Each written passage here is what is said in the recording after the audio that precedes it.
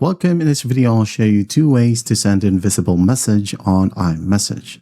The first method is by sending an invisible ink. So go ahead and open up the messaging app, then open up the specific chat. And once you're in here, type down your message, for example, hello. Now, instead of tapping on the send button, you'll have to tap and hold until this pop-up opens. Now go ahead and tap on invisible ink. You can choose bubble or screen right here. All right. If not, just leave it to bubble and then go ahead and tap on the send button. There you go. And the person will receive the same exact text. So all they got to do is just tap on the message and it will appear. The second method is by sending an invisible photo or a video. So go ahead and tap on the plus sign. Let's go ahead and attach a photo right here.